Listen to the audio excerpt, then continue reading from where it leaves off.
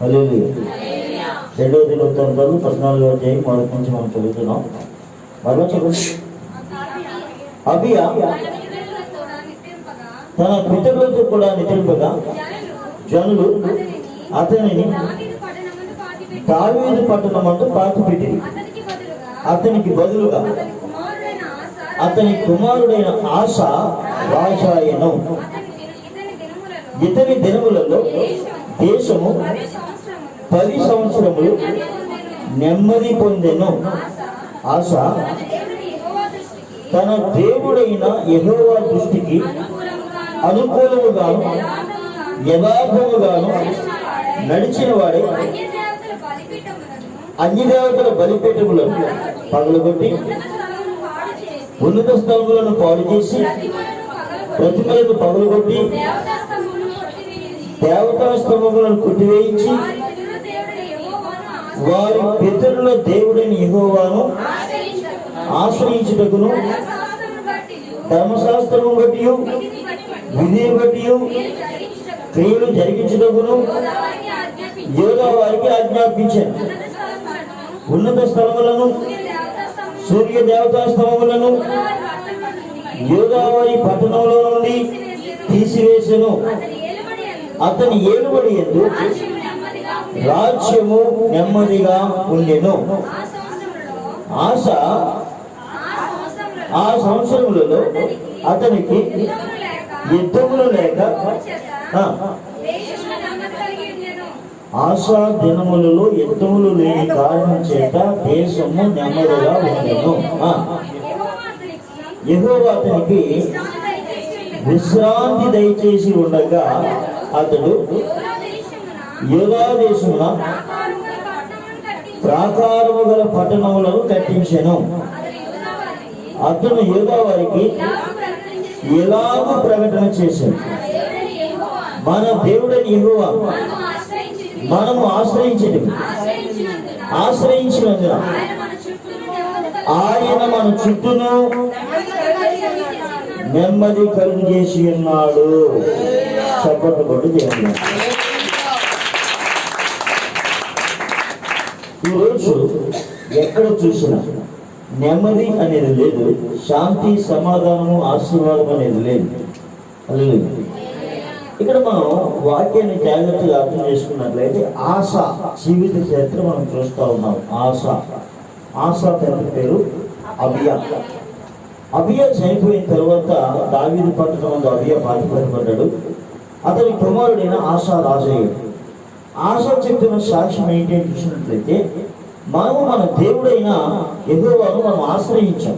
మన దేవుడైన యెహోవాను మనం ఆశ్రయించాం.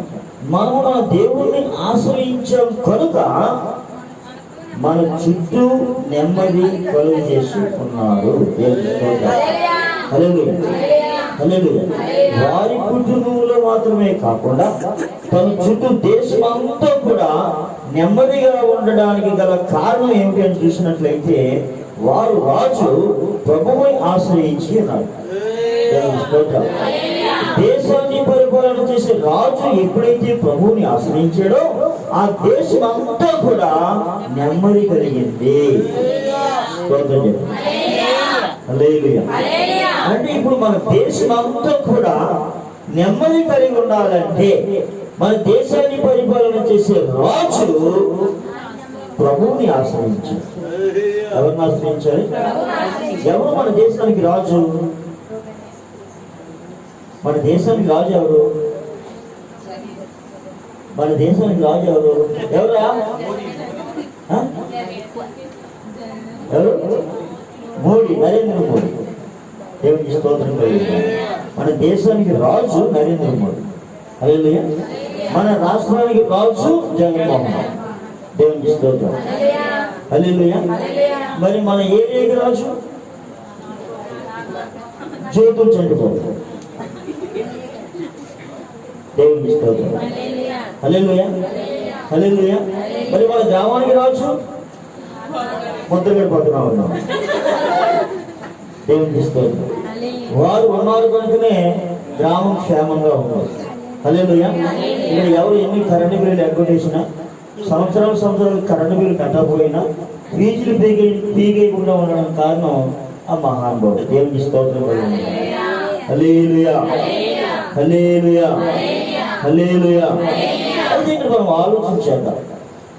మన గ్రామ పరిపాలకులు కానీ, మన మండల పరిపాలకులు కానీ, మన రాష్ట్ర పరిపాలకులు కానీ, మన దేశ పరిపాలకులు కానీ నిజమైన దేవుణ్ణి ఆశ్రయించుకున్నట్లయితే మన దేశం అంతటికీ కూడా ఏం కలుగుతుంది? నెమ్మది కలుగుతుంది. హల్లెలూయా, హల్లెలూయా.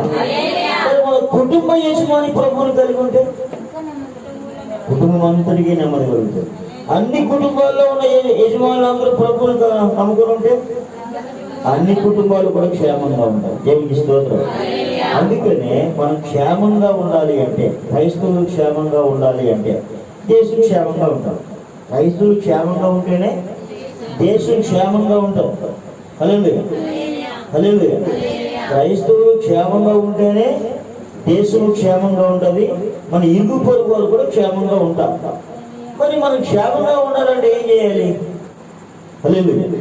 ప్రయాసపడి భారం వచ్చిన సమస్త జనులారా నా దగ్గరికి రండి, మీ దరిద్రాన్ని తీసేస్తానని ఆయన చెప్తా ఉంటే, లేదు ప్రభా నా భారం నువ్వెందుకు పోయడం, నా దరిద్రాన్ని నేనే మోసుకున్నానని చెప్పి చాలా మంది ఆయన పాలన దగ్గరికి రావట్లేదు. హల్లెలూయా. మా దరిద్రాన్ని మేమే మోస్తాం, మా దరిద్రాన్ని మేమే తింటామని. దేవునికి స్తోత్రం కలిగింది. హల్లెలూయా, హల్లెలూయా. లోబడిన పిల్లలమే కానీ దేనివల్ల చేతులు చాచి పిలుస్తూ ఉన్నారు. లోబడిన పిల్లల వైపు చేతులు చాచి ప్రయాసపడి భారం వచ్చిన సమస్త జనులారా నా దగ్గరకు రండి, నేను మీ విశ్రాంతిని కలుగు చేస్తానని చెప్తున్నాను. దేవునికి స్తోత్రం. ఇప్పుడు దేశము క్షేమంగా ఉండాలంటే దేశాన్ని పరిపాలన చేసే రాజు దేవుని నమ్మిన వాడే ఉండాలి. హల్లెలూయా.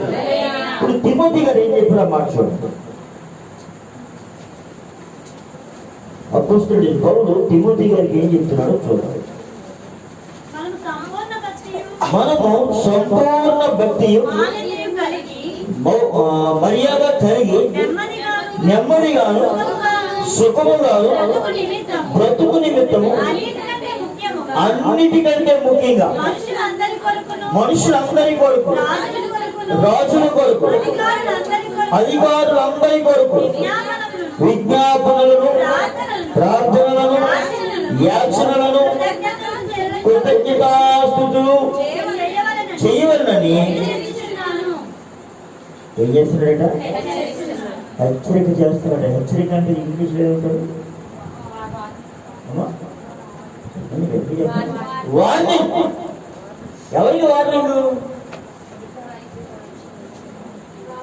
నువ్వు బాగుండాలంటే, మీ అమ్మ నాన్న బాగుండాలంటే యేసు ప్రభుని ఎరిగిన మనము ప్రతిరోజు ఏం చేయాలట?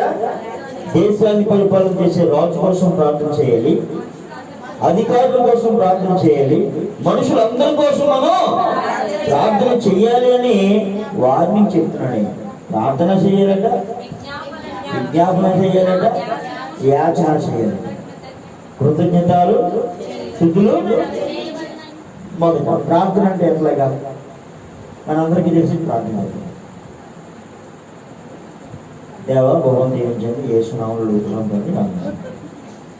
ప్రభు రాత్రి అంతా మంచిగా పడుకున్నాను ఆయన. ఒంటి వరకు కూడా మరి నేను సీరియల్ చూసినప్పటికీ, లేకపోతే యూట్యూబ్లో రకరకాల చెత్త చాటింగ్ చేసినప్పటికీ కూడా ఉదయాన్నే ఇంటి గంటకు మెలిపించే దేవా నీకు స్తోత్రం. మరి ఎక్కడి నుంచి నేను మళ్ళీ రాత్రి పడుకొని చెత్తంతా చూసే వరకు కూడా మీరు అంతలో భద్రపరచండి, యేసు నామములో అడుగుతున్నాం తండ్రి.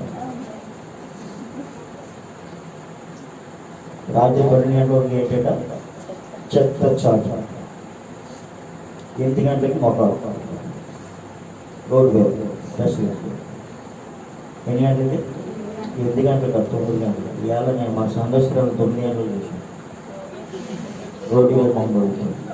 కాలు పీకొంటూ తనాలనిపించింది, కానీ అనుకుంటే ఆ అక్కడలోనే నేను చూడాలి. హల్లెలూయా, హల్లెలూయా. అది సిగ్గుమాలితనం అంటాను నేను. ఆడపిల్లలు ఉదయాన్నే లేచి మొహం కడుక్కొని కాలకృత్యాలు తెచ్చుకొని అప్పుడు ఏ పనైనా ప్రారంభించాలి. అంతే. అటువంటి పనులు మనకు దేవుడికి స్తోత్రం. మర్యాదగా ఉండాలి దేవుడు. మనం ఇతరులకు మాదిరికరంగా ఉండాలి. మనకే మాదిరి లేకపోతే హల్లెలూయా సరే, ఇప్పుడు ప్రార్థన ఎట్లా చేయాలి? దేవుడి సన్నిధిలో దేవుడు మనకి ఇచ్చిన క్షేమాన్ని బట్టి దేవుని హృదయాన్ని కృతజ్ఞతాస్తుతులు చెల్లించాలి. ఏం చెల్లించాలి? కృతజ్ఞతాస్తుతులు చెల్లించాలి. తర్వాత ఏం చేయాలి? ప్రార్థన చేయాలి. ప్రార్థన అంటే మన కోసం మనం ప్రార్థన చేసాం చుట్టుపక్కల. ఇప్పుడు విజ్ఞాపన చేయాలి. ఏం చేయాలి? విజ్ఞాపన. విజ్ఞాపన ఎలా ఉంటుంది? ఈ అమ్మాయి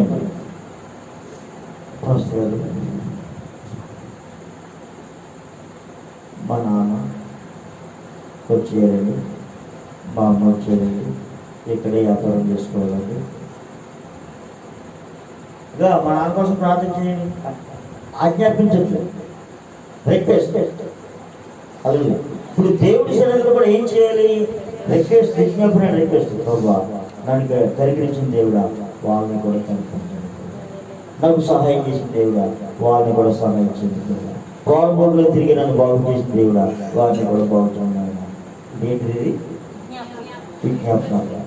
కొన్నిసార్లు విజ్ఞాపన వల్ల పని అడుక్కోవాలి. ఏం చేయాలి? అడుక్కోవాలంటే 10 రూపాయలు కడుపుతున్నాను అన్నదయ్యాడు, అమ్మా తల్లి ధర్మం అని. అంటే ఆ దీనత్వం ఎలా ఉంటుందో నీకు అలాగే వేసేసరిలో, ప్రభా నువ్వు వాళ్ళని మారిస్తే కానీ కుదరదు ప్రభా, నువ్వు ఎలాగైనా వారిని రక్షించాలి ప్రభా, నువ్వు రక్షించుకునే కుదరదు ప్రభా, వాళ్ళు రక్షించే వరకు నేను బోధించాను ప్రభా. ఏంటైనా ఒక ఆయన తన స్నేహితుడి కోసం ఇంచుమించు 40 సంవత్సరాలతో ప్రార్థన చేస్తున్నాడు. ఎన్ని సంవత్సరాలు? 40 సంవత్సరాలు. దేవుని స్తోత్రం. అలాగే ఇంకొక ఆయన 60 సంవత్సరాలతో చేసింది. 60 సంవత్సరాలు ఇంకేం వయసు? అతనికి 88 వచ్చింది. మొత్తం రక్షించబడ్డాడు. లేదు, ఎన్నో సంవత్సరాలు అంటే 40 సంవత్సరాలు 50 సంవత్సరాలు ప్రార్థన ఒక వ్యక్తి కోసం, నా స్నేహితులు రక్షించబడాలని వాళ్ళు విడవకుండా అలసిపోకుండా ప్రార్థన చేస్తారు. దేవునికి స్తోత్రం. అలాగే ఎంతో మంది తల్లులు అలా ప్రార్థన చేస్తూ ఉన్నారు. దేవునికి స్తోత్రం. హల్లెలూయా. జాన్ వెస్లీ వాళ్ళ అమ్మ ఎన్నో సంవత్సరాలు ప్రార్థన చేసింది. దేవునికి స్తోత్రం. ఎన్నో సంవత్సరాలు ప్రార్థన చేసేవాడు ఎంతో దుష్టుడిగా ఉన్నాడట. కానీ ఒక రోజు వచ్చింది, ఆయన రక్షించబడ్డాడు. ఈ తల్లి చేసిన ప్రార్థన అంతటికీ కూడా సంవత్సరాల ప్రార్థనకి దేవుడు ఒక్కసారి సమాధానం ఇచ్చి ఇంగ్లాండ్ దేశాన్ని కదిలించేసే నాయకుడిగా అంటే తల్లి కన్నీటి ప్రవాహంలో కొట్టుకుని ఏ దేశాన్ని కదిలించాడు? ఇంగ్లాండ్ దేశాన్ని, ఊరిని కాదు, దేశాన్ని కదిలించే నాయకుడు ఎవరి ద్వారా వచ్చాడంటే జాన్ వెస్లీ తల్లి సూసన్నా వెస్లీ ద్వారా వచ్చింది. దేవుని స్తోత్రం. హల్లెలూయా, హల్లెలూయా. మనం అంటాం ఎన్నిసార్లు ప్రార్థన చేసిన మారట్లేదండి, ప్రార్థన చేసిన కొన్ని స్వామి ఎక్కువైపోతుందండి, ప్రార్థన చేసిన కొన్ని సమస్యలు ఎక్కువైపోతున్నాయండి. హల్లెలూయా. అదే అమ్మా, ప్రార్థన చేసి కూడా ఏమి ఎక్కువైపోతున్నాయి? సమస్యలు ఎక్కువైపోతున్నాయండి. అంటే నీ ప్రార్థన బుద్ధిలో దాచబడుతుందని నువ్వు నమ్మట్లేదు. ఎక్కడ దాచబడుతుంది? బుద్ధిలో దాచబడుతుందని ఏం చేయట్లేదు, వృధా అయిపోయింది అనుకుంటున్నాం. చాలా మంది ప్రార్థన చేసి ఎన్నిసార్లు ప్రార్థన చేసి బాబు ఇంకా రక్షించబడలేదు, ఇంకా రక్షించబడ్డండి మా ఆయన మూర్ఖుడండి, నువ్వే తిప్పుతున్నాడు. హల్లెలూయా, హల్లెలూయా.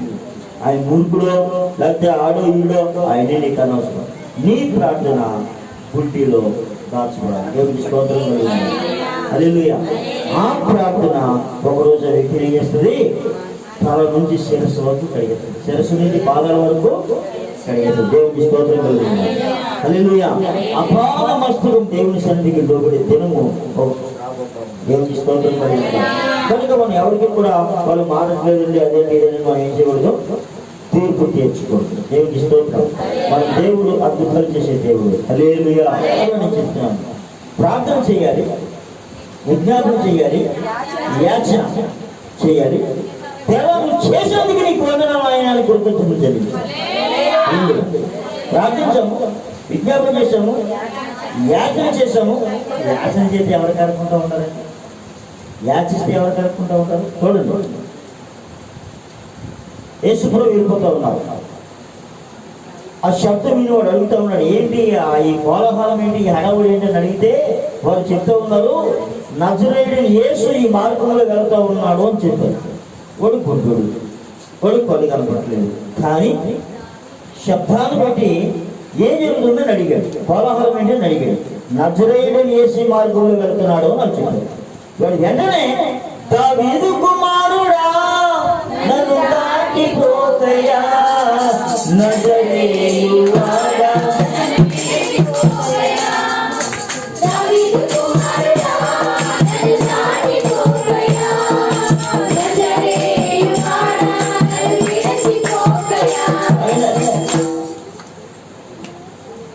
ఎందుకలా జాగ్రత్త ఆయన దావీదు కుమారుడా దావీదు కుమారుడా నన్ను దాటిపోతయ్యా నజరేయువాడా నన్ను దాటిపోతయ్యా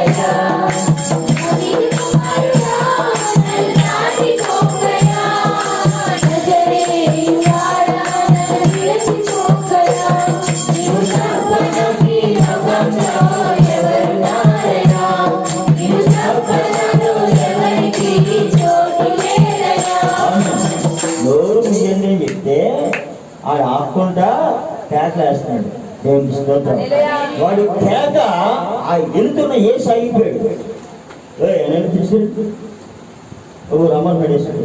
వెంటనే వాడి దగ్గర ఉన్న గొడ్డ, అంతవరకు పరుచుకోవడానికి గొడ్డ, శమర పడితే తుడుచుకున్న గొడ్డ, రాత్రి కప్పుకునే గొడ్డ ఇలా పాడేసి వచ్చేస్తున్నాడండి. ఏమిటానికి ఏమంటే ఆయన రమ్మన్నాడు కాబట్టి నాకు ఏమొచ్చేసింది? చూపు వచ్చేసింది. ధైర్యంగా చూపు వచ్చేసింది. దేవునికి స్తోత్రం. నీకేం కావాలి ఆయన? ప్రభు చూపు పొందు కోరుచున్నా పొందు.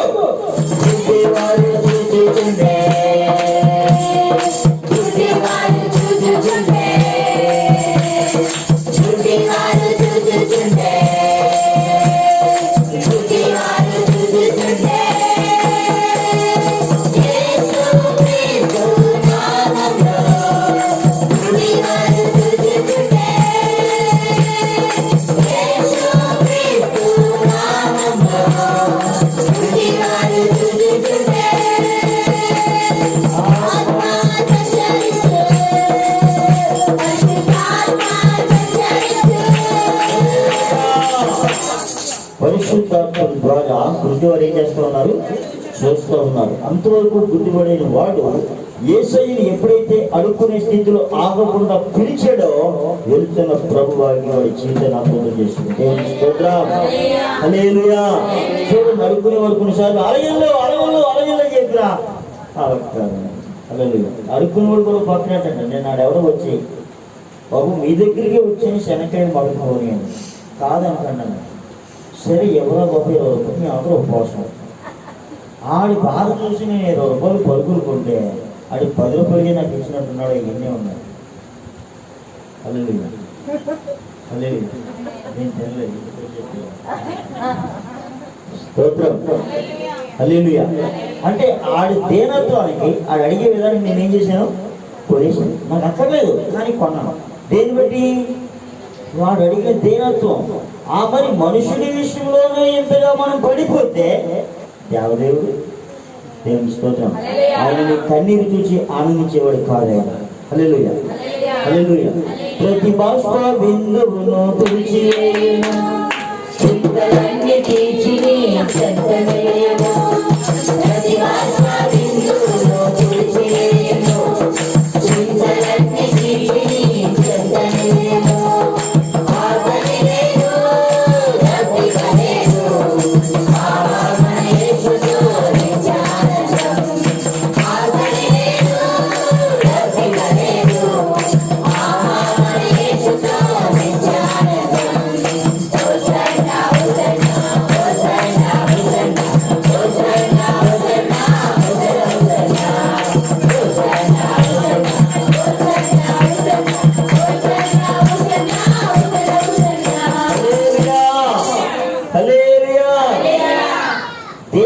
క్షేమంగా ఉండాలన్నా, మన కుటుంబాలు క్షేమంగా ఉండాలన్నా దేశాన్ని పరిపాలన చేసే రాజు మొదలుకొని మన కుటుంబ యజమాని వరకు కూడా మహాదేవుడైన ప్రభువుని ఎప్పుడైతే అంగీకరిస్తారో అప్పుడు గ్రామం నుంచి, ఇంటి నుంచి, గ్రామం నుంచి, రాష్ట్రం నుంచి దేశమే క్షేమంగా ఉంటుంది. దేవుని స్తోత్రం. అంటే ఈ ప్రపంచం అంతా కూడా ఏ రాజ్యం రావాలి? దైవ రాజ్యం రావాలి. దేవునికి స్తోత్రం.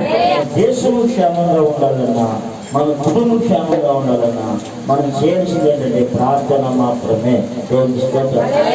డబ్బు నుంచి కొనక్కర్లేదు, ఎవరిని బాధపడక్కర్లేదు. జస్ట్ హృదయాంతరాల్లో నుంచి, నాగులో నుంచి వచ్చే ప్రార్థన, గర్భాలయంలో నుంచి వచ్చే ఆ ధూప వేదిక, ధూప నివేదన లోపల నుంచి వచ్చినట్లయితే ప్రభు అద్భుతం చేస్తారు. ప్రభా, నా కన్నీరు నీ గుడ్డిలో దాచి ఉన్నావు అంటాడు దావీదు గారు. దేవుడికి స్తోత్రం. ఆయన కన్నీరు చూసి ఆనందించే దేవుడు. కానీ తప్పనిసరిగా నీ కన్నీరు ఆయన తీరుస్తాడు. నీ ప్రతి అవసరం కూడా ఆయన తీరుస్తాడు. హల్లెలూయా. ప్రతి అవసరం వాక్యం సెలవిస్తా ఉంది. పిలిపి కొట్టు చెప్తున్నాడు, కాగా దేవుడు తన ఐశ్వర్యం చెప్పున క్రీస్తు యేసునందు మహిమలో నీ ప్రతి అవసరం తీర్చును. ఏం కావాలని కోరుకుంటున్నావు? ఏం కావాలని కోరుకుంటున్నావో అది యేసయ్య పాదం దగ్గర పెట్టు. దేవునికి స్తోత్రం. నీ ఇల్లు కావాలా? యేసయ్య పాదం దగ్గర పెట్టు. నీ సమస్య, హల్లెలూయా, పెళ్లి సమస్య యేసయ్య పాదం దగ్గర పెట్టు. ప్రభా, నీకు అప్పగిస్తానయ్యా, నీ భారము యెహోవా మీద మోపము, ఆయనే నీ నాలుగు నుంచి చెప్పావు కదా, నీవు తప్ప నాకు ఎవరున్నారయ్యా? ఆకాశమందు నీకు తప్ప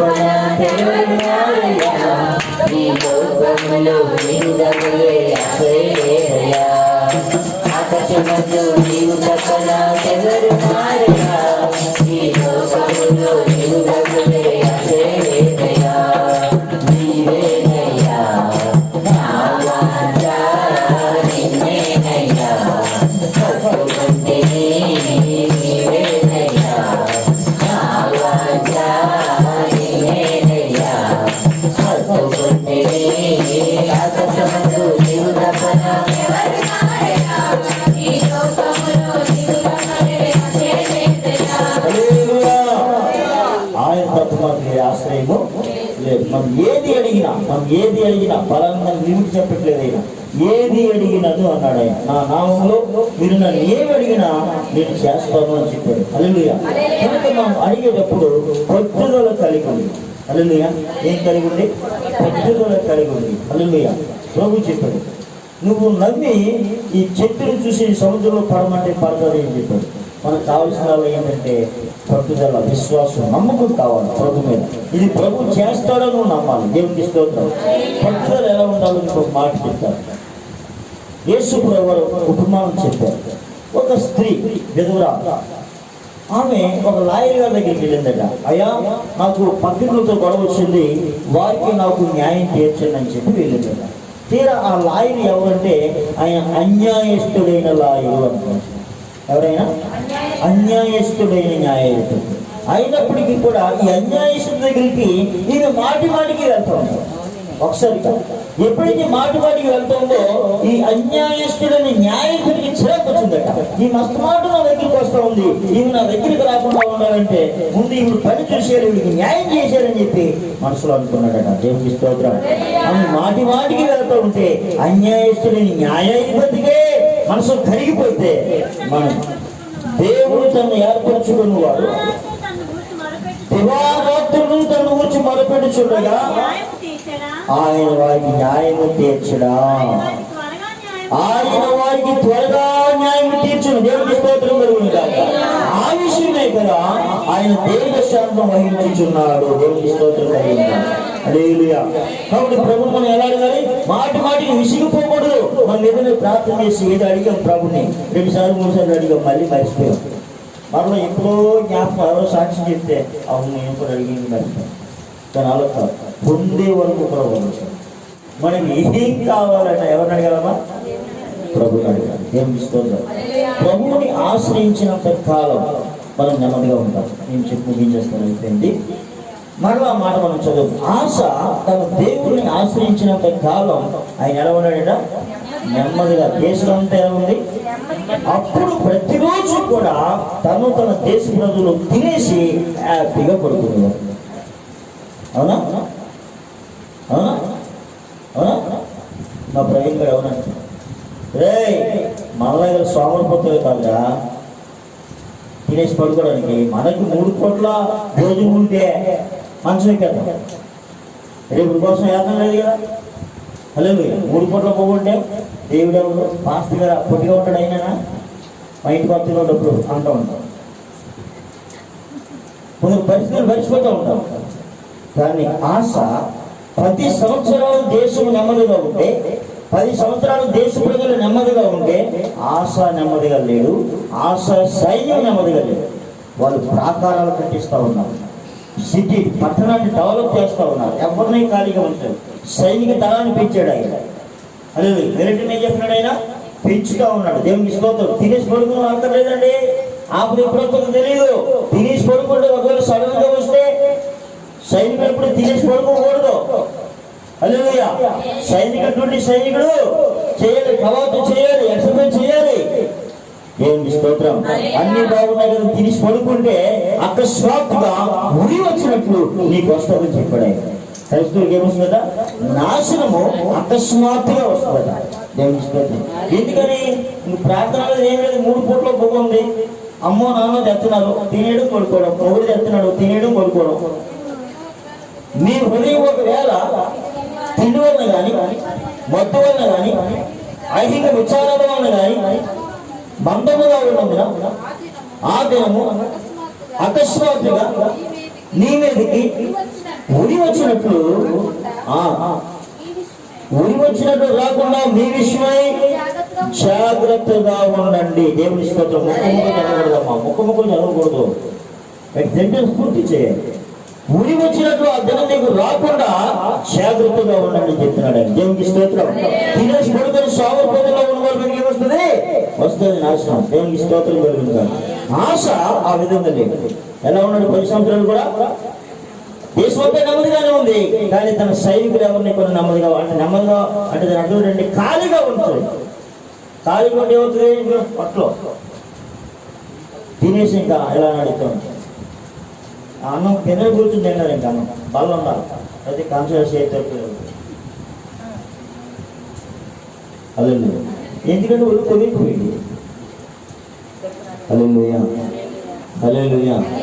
ఆశ సైనికులు అలా ఉంటుంది. ఏం చేశాడైనా ఎప్పటికప్పుడు వాళ్ళు తయారు చేస్తూ ఉంటే పెద్ద సైన్యం తయారైపోయిందట. చూడండి, ఇంత సైన్యం తయారైపోయిన తర్వాత ఆశ మీదకి యుద్ధం వచ్చిందండి. దేవునికి స్తోత్రం. ఆశ మీదకి ఏమొచ్చింది? యుద్ధం వచ్చింది. అప్పుడు ఆశ ఏం చేసిందంటే వస్తే రండిరా మా వాళ్ళందరూ రెడీగా ఉన్నారా అనుకోలేదండి. దేవునికి స్తోత్రం. వీళ్ళందరినీ ఎలిపించి మళ్ళీ అందరూ కలిసి యేసు చేతిలో మోహరించారు. దేవునికి స్తోత్రం. ప్రభా ఈ విస్తారమైన సైన్యాన్ని ఎదిరించడానికి మాకు బలం చాలదయ్యా. బలము లేని వారికి బలం ఇచ్చేవాడు నీవే. బలము లేని వారికి బలం ఇచ్చేవాడు నీవే. నువ్వు నేను ఆశ్రయించావు, మమ్మల్ని సిగ్గుపడి చెప్తాడు అంతే. దేవునికి స్తోత్రం. నీ భారము యెహోవా మీద మోపించాడు లేదా? యాక్చువల్గా ఎవరు తయారు చేశాడు? ఆయన సైనికులు తయారు చేశాడు. ఇప్పుడు సైనికులు యుద్ధానికి వస్తే సైనికులు ఏమనుకుంటారు? నేనే జయించామనుకుంటారు. వారిని కూడా ఎవరి మీద ఆధారపడి చేశాడు? దేవుని మీద ఆధారపడి చేశాడు. వచ్చిన శత్రువులు వారిని తగ్గుకొని చేసిపోయాడు. దేవుని స్తోత్రం చెప్పాడు. ఇప్పుడు ఏం చేస్తున్నాడు అంటే స్తుతి ఆరాధన చేస్తా ఉన్నాడు. హల్లెలూయా. చదువు అన్నమాట.